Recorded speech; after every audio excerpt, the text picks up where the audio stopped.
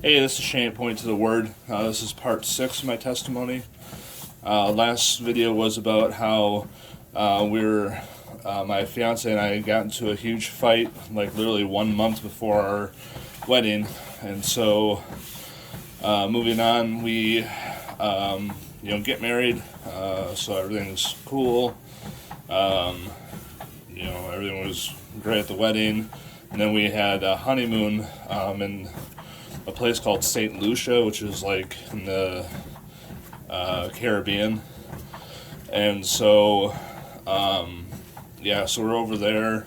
And I guess I had a mindset of like, once we get married, maybe things will change and, things will be better, but they really weren't.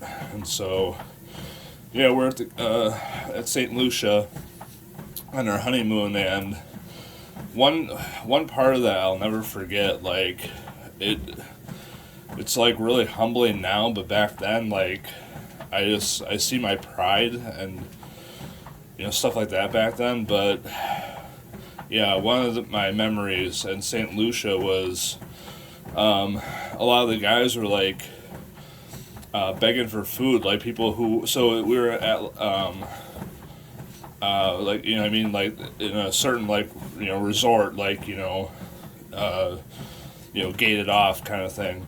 And so people outside who live there, we get, free amenities and, free food, drinks, whatever. And so, like, people would be, selling,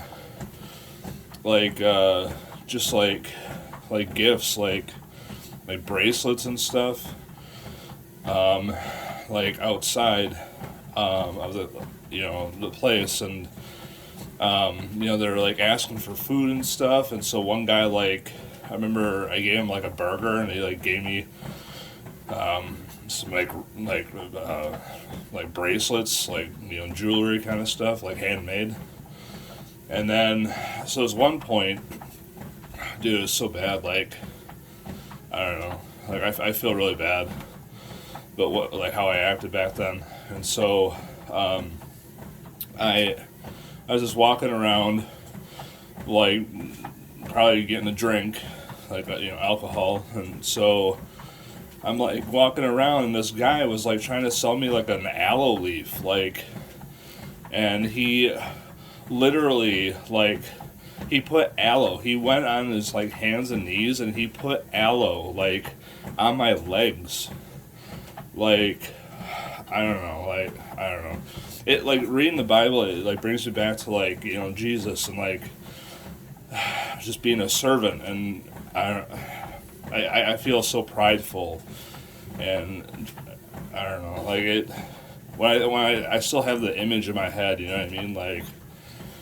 I feel so bad about that. I wanted to include that because I don't know, I'm just reflecting back on stuff. So anyway, we're done with St. Lucia. We're back to now we're married, and so things are still happening. Same old. I'm acting the same way, expecting my world to fit my wife, and so I don't know. It's 2013 then, and so a year goes by. Brittany, my wife, is talking to me, about God and stuff, from time to time, and I tell her, I don't want to hear about it. And we always knew that, if we had a child, that, she'd want to teach the kid, about God or whatever. And so, I would say, fine, whatever, but that's you. You're doing that. I want no part of that, If you want to go to church or whatever, you guys go ahead. You do whatever you want. I want no part of that. And so, I don't know. I thought I was, coexisting or, whatever, allowing her to do her thing. But I didn't want any part of it. So, we always had those talks. And so, I don't know, she always, planted seeds, but I didn't want to hear it. And so, like I mentioned in the other videos, her grandma was, praying for me, and, praying for a godly, husband that my wife would get, which is kind of funny because I, like, my wife got a husband in 2013, and then 2 years after is when God saved me, so, it worked out. And so, moving forward,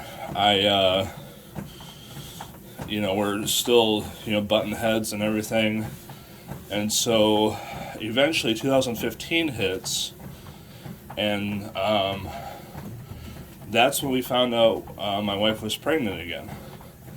And so, we're going forward with that. Like, we're a little, I don't want to say skeptical, but like, we just had a miscarriage, so, we're trying to,